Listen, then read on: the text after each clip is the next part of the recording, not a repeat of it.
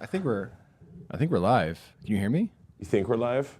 I guess you can hear me, but can they hear me? Well, Brian will tell us on a short delay here in just a second. Yeah. Watch Josh dancing. Can you hear us though? I hope so, because everything looks like it's working. Oh, look at that! When we do that, we go behind the letters. Look at that. Oh, we're behind the logo. That's really creepy. Anyways, welcome to a special 2 o'clock in the afternoon edition of Java with Josh, which for me, cheers, means it's herbal tea with Josh because I have a strict no caffeine after morning time because I need my beauty sleep. It gets pretty ugly. If you've ever seen the movie Gremlins, it's like the Mogwais can't eat after midnight. This guy can't have caffeine after like 11 a.m. It's really ugly. Pure chaos ensues. Yeah. I have my sparkling water in here, so because apparently Josh only has one cool teacup thing, and I'm not privy to it. It's mine. And you've taken too many cups of mine, and I'm not giving you this one. Very selfish. Anyways, I'm super excited for this. I love these Java with Joshes because it forces me to dig through all the current events and things like that are going on and try and simplify them. And today's is really a cool one. But before we get to that, yeah, today for me was a cool day. Maybe you too. But there's certain parts of the year that I consider to be like rejuvenation or like a fresh start, like all these, like New Year's. Like we always make New Year's resolutions and whatever it might be. My birthday, I always think about what am I going to do at 43 and stuff like that. When you buy me sushi is another one of those. That's your birthday. Yeah. That's just an expense. Oh, okay. But another restart for me is always the first day of school. As the kids go back to school, it's kind of like, all right, we are starting over again with a whole new year. And today was the first day of school in Elmhurst, and I have a few pictures here. There's a couple of things. First, Sure. Can you show the pictures of my kids here? I'm looking at it here. Those are my three kids. Maggie in the middle. It's her first day of third grade, and the boys, Alex on the left and Zach on the right. It is their first day of fifth grade, and my wife has been pretty good at taking pictures like this every day, and it's kind of fun to see how Every how day? they get. Well, I'm sorry, every year. Every year, Yeah. as they get older and older.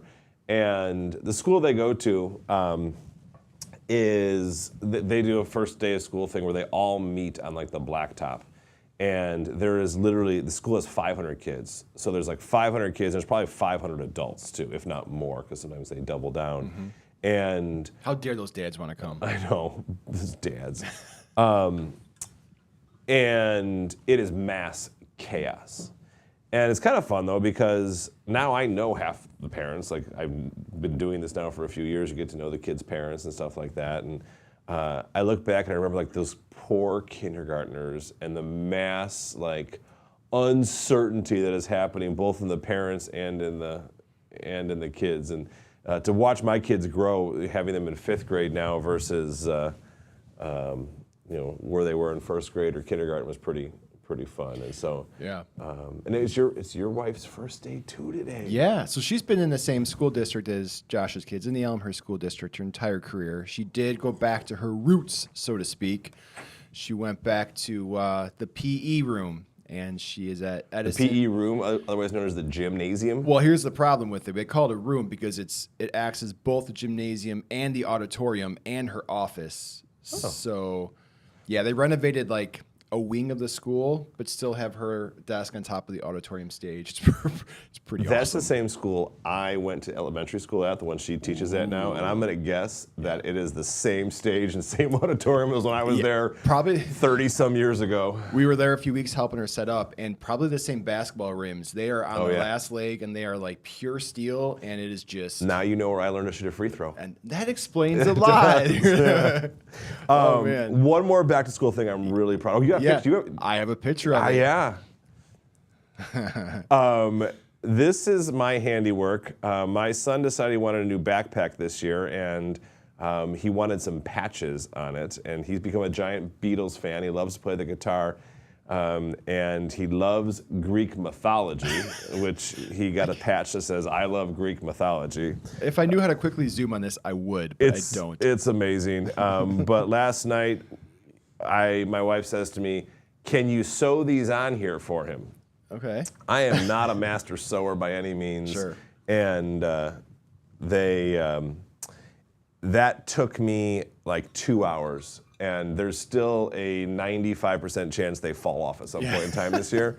And so, but right now I'm pretty proud of it. So if they come home intact, it'll be great. I can't believe you did that. I was so impressed when you told me. Now, Brian, are you with me on this? Whenever I hear the word patches, I think of the movie Dodgeball and Patches O'Houlihan, right? Okay, just so we're on the same page. Have you seen Dodgeball? You're not a big movie guy. Oh, man, Josh. No. All right, well, No. making a part 2. Maybe we'll go see that together. So we have a comment. Already? Yeah. Oh, man, let's see it. Can you see it? It's a little... John, Tito's and lemonade with Josh. Yeah. John, I think you are referencing, and I didn't want to talk about this today. I appreciate that. It is not today. It is herbal tea. Our last, we have a new communication that's going out. If you're not receiving it, please email info@FSR Wealth. But we have something that's going out monthly called What's Up at FSR Wealth. And it's just a list of all the different communications that we have. And we've started bringing back something fun. We're calling it now Happy Hour with Dave. Just because, officially? Just because the word Josh is in too many things. But the last What's Up included a fun cocktail called Ranch water. Ranch water. Yeah. And John apparently wants Tito's and soda there. So Tito's and lemonade. Tito's and lemonade. So John, next time you come in, we'll see if we can have that here for you. But before we get going too far, the unfun part of the day, we have to talk about compliance. Today we're going to talk a little bit what's going on in the market. And anything that I say today, or even Dave, never, ever, ever take Dave's words as advice. I mean, that's just a flat out, nothing. But what I say today is not to be considered advice. It is informational purposes only. I am happy to give you any individual advice, but that has to be in a one-on-one or in our office setting so I can get to know your situation better. So, But I do offer some good advice on other topics other than finances. yeah, like Dodgeball is a good movie. Thank you. Yeah, stuff like that. So. Oh, this guy. You got one of those punchable faces today, Josh. I'm just saying. Dave made Brian laugh. I did ask. All right. So as a recap, if anybody's here watching this for the first time, Java with Josh or herbal tea with Josh, because you're so sophisticated. You gotta get the pinky out when you drink, by the way. It's hot. Yeah, you can still get the pinky out. There you go. That's so cute. I took too big of a... Wow. So Java with Josh. What is the world wants more Josh, and with Josh comes me, so you get a little bit of Dave with that. But Some people are happy about that, some people aren't. yeah, most people are not. Anyways, Java with Josh is a monthly live video show to YouTube. This is like the 5th straight month we have not been interrupted with our live stream. We're only 5 minutes in. Yeah, true. So we go live every month on YouTube, and Josh and his fellow advisors here at the office, Aaron, Sean, Chuck, and his father, they come up with a timely financial topic that is relevant to you, retirees, and those soon to retire. So that is Java with Josh.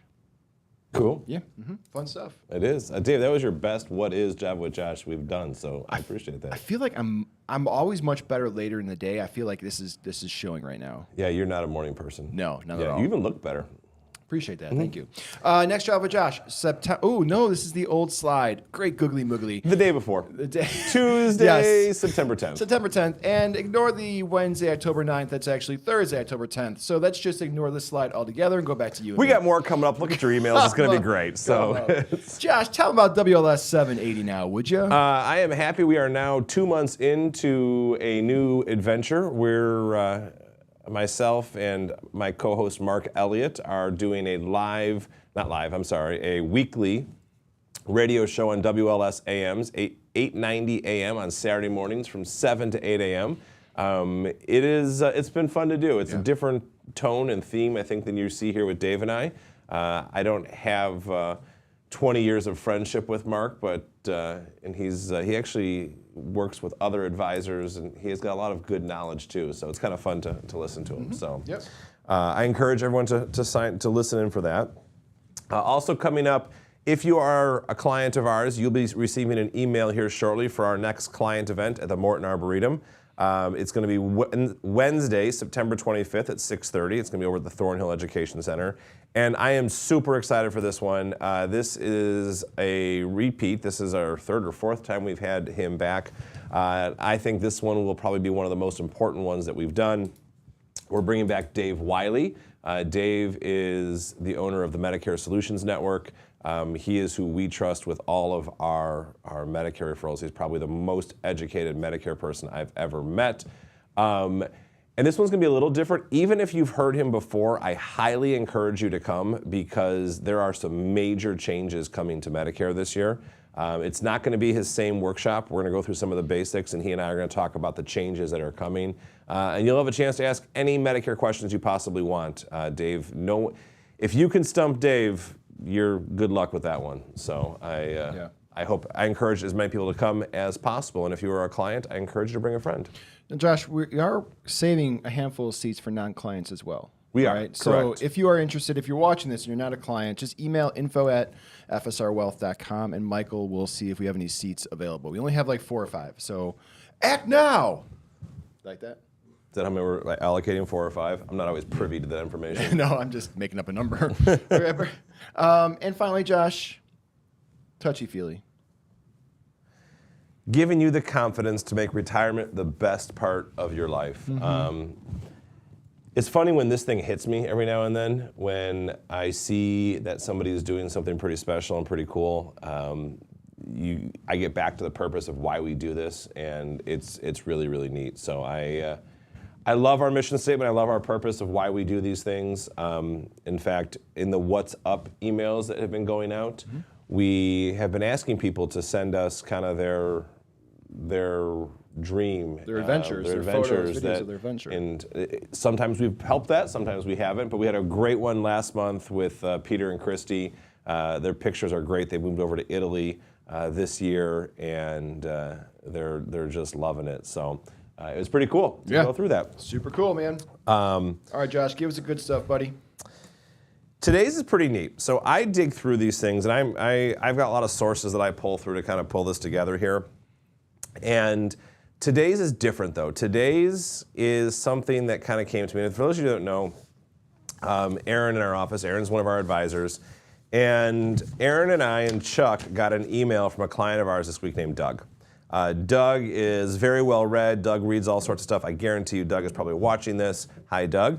And he sent an email of an interesting article that he read. And I get a few of these, randomly from different people throughout the year. And I'm usually pretty good at reading them. Well, I came back from lunch, and sitting on my desk was a printout of the email that Doug sent with a Post-it that said, "You're gonna like this, Aaron."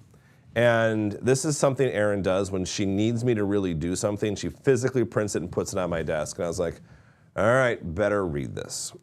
I couldn't have thought of a better email that encapsulated what I was wanting to talk about this week. And so we're actually, Doug, thank you very much. We're going to use this to kind of go through today's Java with Josh. So some of this should be, I loved how they put it through there. So we're going to go through that here. Now, looking at this, as we always do, I always want to start with the overall bigger picture. And the Own Your Retirement Planning process is not just investments. We're going to spend some time, most of the time, talking about today. This is where we spend most of our time on Java with Josh. But it does incorporate everything else. You can't think about investments and not also think about your retirement income, where money's going to come from. You can't not think about taxes. How do you minimize that over your lifetime? You can't not think about healthcare, Medicare, the cost of it, long-term care, things like that. And finally, legacy and estate planning. What's going to happen when you can't make those decisions yourself? And all of those go hand in hand, and that is the Own Your Retirement Planning process that we walk all of our clients through. Now today, as we dig into this, I want to start by talking about volatility. Volatility is kind of a fun thing. Volatility is a term that I've been talking about. Some years we have a lot of volatility in our investments, in our market. Sometimes we don't have much. And I've been saying all year long, as we get closer to the election, we're going to have more volatility. As we get closer to the election, we're going to have more volatility. And recently, we've seen some volatility. And I wanted to show you what I meant when I said volatility and show you what it means, because there's been some interesting things happening recently. Now, I love graphs. Everyone makes fun of me for my love of graphs. But this is a standard risk-return graph. And as I go through this here, if I look about investments, and as I think about them normally, over time, Boy, I'm staying with my back straight at the camera. I apologize. Over time, you want your investments to kind of do this. You kind of want them to go straight up on a line here. Now, the problem is investments don't do that. That's not what happens. They're not straight and linear. If it was, everyone would do it. It'd be really easy. What happens is that through this, we've got ups and downs. And they kind of leverage onto that line there. And that is long-term volatility. But that's not even all of the story, because we also, on that line, have little ups and downs inside of here. And that red line is more the true story of what volatility is. So volatility are the big swings up and down that you see over time in your investments. Now, volatility isn't good or bad. It just is. It's just one of those things that we have to take part of it. We have to be a part of it. And, the volatility is what gets us the ability to earn the investment rates of return that we're able to earn. Now, like any good measurement, we have a graph that measures, and not a graph, but we have a system of measuring volatility. And the system that we use for the investments is a system called the VIX. It's measured by the Chicago Board Options Exchange. The VIX index measures how much volatility is in the market. And this is this year's volatility. You can see we have been pretty low in volatility. We had a little spike here, end of or mid-May-ish, but nothing crazy. This is relatively low volatility. Even for normal volatility, this is low. This was kind of unexpected for what I expected more volatility as the year has gone on here. And what we saw in the beginning of August here was we saw the VIX over here spike big time. In fact, it broke 65. Now that doesn't seem like much, but that's only the 4th time in history it has ever broken that number. And the only other 3 times it has done that was in 1987, that Black Monday, the awful day the markets crashed a whole bunch, 08 and 09, the financial crisis, and then March of 2020 during the pandemic. That is the only times in history that volatility has spiked the way it did. Now, we're in a different environment than we were back then. This is not something that was expected here, because if you look, this is our S&P 500 this year. The S&P 500 this year is up a significant amount. So this is year over year. In fact, year over year, I think it's showing us up here, over the last 1 year, we're up almost 22%. Over here. That's kind of a crazy number. Now, you also see we don't have many dips as it comes into play. So that spike of 65, the all-time high in the S&P occurred right here in the end of July. That brought it down 8%.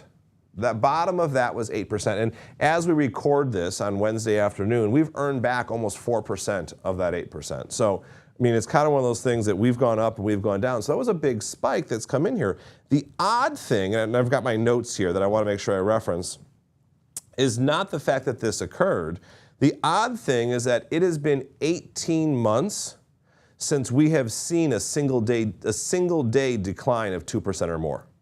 And so that big drop that we saw a few weeks ago was actually fairly normal, because on average, there are 3 pullbacks per year of 5% or more in a market. So what happens is the market goes forward, it comes back. The market goes forward, it comes back. This fairly linear line of increase with not having big drops, that is what is actually kind of odd. And in fact, as we look into what is normal, what I'm showing you here is intra-year declines. So this is the performance of the S&P 500 every year back till 1993. So we've earned 7, we've earned 34. Here we lost 23. We were up 14. So different performances, but the bottom number is showing you in those time periods how much did it actually go down in a year. So for example, 2009, we finished the year up 23%, but at some point we were down 28% that year. If I look last year in 2023, we finished up 24%, but at some point last year we were down 10%. That is normal. we see lots of ups and downs as the market goes on throughout the year. So that is more normal. What's not normal is what we've experienced over the last 18 months. And what happens is, if you look at the history of what's happening, we do see good performance, especially after market declines. And what I worry more about is when we have a market decline, it's the bad decisions that we make. Bad decisions during market declines are what hurt us. It's not the market decline itself that hurts us. And what do I mean by that? So this is one of my favorite authors. In fact, I have his book sitting here on my desk. But Morgan Housel, the author of The Psychology of Money, had this quote about the recent decline. It said, "This is the biggest market decline since the last decline that you don't remember or care about anymore." What does that mean? It means this happens all the time, and we get really hung up on it, and it hurts us emotionally, and we make bad decisions. And then we move on, and we kind of forget about it and until the next one, and we say it's never going to happen again. So why does this matter? Because one of the worst decisions we can make in situations like this and declines like this is we can say, okay, I need to get out. I want to take, I see the volatility. I don't like the way the market, the condition the market is in right now. I'm going to go somewhere safer, and I'll get back in when this kind of calms down a little bit. And election years are common for that. Like, hey, we're going to see some volatility coming up here. I'm going to go sit in the sideline. I'll sit my money in cash. And then when I come, once this kind of calms down, I'll put my money back in. And this is something we've talked about over and over and over again. And there's all sorts of different slides like this. But if I had $10,000 back in January of 2004, all the way through the end of 2023, if I was fully invested the entire time, I would have almost $43,000, an average return of 7.6%. But if I just missed the 10 best days, so if we look at that, that is 20 years of time period. Over that 20 years, if I just missed the 10 best days, so we're talking over 7,000 days, if I miss 10 of them, I've no longer make 42, I now only make 19, almost 20. So I'm down significantly. I've only averaged 3.4%. If I miss the 20 best days, I barely made any money over that time period. And if I missed the 30 best days, I actually lost money over that time period. So as we think about it, the problem is not the market decline. The problem is what we do during the market decline when we decide that we're going to make decisions to sit out in that way. Now, the problem we have here is what I call a short-term versus long-term. Because what feels good short-term, what feels good to get off of out of the market to sit in the sidelines until it calms down can be very detrimental long-term. Now, conversely, what feels bad short-term is quite often the best thing long-term. And now with retirees, this becomes even more important because we don't have the earnings power to make up any mistakes we have. And so one of our goals and roles here at FSR is to try and to make you feel as comfortable as possible so that no matter what happens as we go through this, you're okay and you're taken care of. And I want to do something I haven't done, at least for a long time on Java with Josh. I want to go through the thought process and the philosophy that we use as we allocate money for retirees. So I'm going to keep this pretty simple here, but we use a process or a thought process that we call the fiscal house. Enter Josh's handwriting.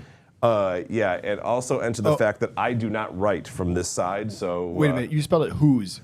H-U-S-E? H-O-U-S-E. It's right there. You just can't read Brian, it. do you see? Okay, now you fixed it. Now, coming over here. Sorry, I'm going to sneak over here, so you're seeing the ugly part of the office over here. But at any house that you build, be it a fiscal or a real house, where you start is always in the foundation. And that's where we start in a fiscal house. So when we're talking about foundation and foundation assets, if I think about my foundation at my house at home, it is the most sturdy part of the house. It holds everything up. I would argue it's far and away the most important part of my house, but it is the least sexy. I don't bring my friends down to see my foundation. Dave, you've been to my house a couple of times. You've never seen the foundation of my house. I have snuck downstairs. Just because you've heard me talk about it, Yeah, and you wanted to see it. It's pretty incredible. I don't blame you. But the number one thing we care about in the foundation is we call principal protection. We want to make sure that any money you have there, you physically can't lose money. That is great when we have volatile times like we have right now, because we know we have those assets that are principally protected that doesn't matter. Like they're doing their job no matter what happens. Now on top of the foundation, we have walls. And on top of the walls, we have a roof. The roof is the opposite of the foundation. The roof is where we're looking for growth, and we take all of the risk. The walls kind of fall in between there. They don't have the principal protection of the foundation, but they don't have the same amount of risk as the roof. The walls have what we call insulation from the market, meaning they're not suffering from the same volatility, the same swings that the roof assets are. Quite often, they're income producing. And finally, they help us fight inflation. You really can't read any of this, can you, Dave? Hopefully it sounds really good. It's like one of those bad eye tests at the optometrist. Or the psychologist, the Rorschach test. Yeah, what does too. this remind you of? I mean, I see like ice cream. I see inflatables. Yesterday I was walking with the kids and Maggie goes, "It's a dolphin." I go, "Where?" She goes, "In the clouds." Yeah. So it's kind of like this right here. But this, when we talk about the fiscal house here, what we're looking at is not one is better than the other. So the roof isn't better than the walls, the foundation isn't better than the roof, or anything along those lines, but it's a matter of how are you mixed for your situation. And so quite often when we build this, we are building it so that no matter what happens to volatility, no matter what happens to the up and down of the market, you're taken care of. And you shouldn't have to worry about the volatility. That is kind of our job, to make sure that you are always set and always taken care of no matter what happens in the market. So when we do see volatility in days like we saw in the last week, we don't worry about it because we know that you're taken care of no matter what happens. So, Doug, thank you. I thought the article did a great job of putting this together. If you're okay with it, I'll put a link to the whole article in the description of our Java with Josh. So. Oh no, I'm good. You actually commented a few times on this one. And Yeah, whenever you get up there and start illustrating, I'm so proud of you. Again, being your only art school buddy, whenever I see that artistic side come out, Josh, it warms my heart. if you drew me like a graphic of the house, Yeah. I would use that as opposed to. Although I still write my names. I want to write. Okay, well, two things. One, we have a beautiful PDF that I made for you. Oh, yeah, that's right. And two, when does he wear glasses? That just really threw me off. Wow. I'm like, was I really sleeping? He looks like 10 years older there. No, you're always handsome. I went out for dinner with some friends the other night, and for the first time ever, I had to pull reading glasses out at the table so my I could see gosh. the menu. It was pretty rough. Oh, man. So, Let's see, Josh. We do not have any live questions. I'm still staring at the Tito's and lemonade comments. well, so- John, I hope you're enjoying it. Yes, no live questions. Hey, while you are watching this live or the replay, hey, do us a huge favor. Hook us up, hit that like button, because believe it or not, you've heard me say it before. You have heard me say it before. Maybe you haven't, but you have. Maybe you. By hitting that like button, YouTube will put this show into people's like search results. So if people are out there searching like, oh, I don't know, whatever you just talked about here, our show will pop up. And believe it or not, our organic viewers, people that don't know who we are going up and up every month. Like button, please do it. It helps a ton. Appreciate you. Oh, man, he doesn't even say things that nice to me. No, never. So were you actually listening to this?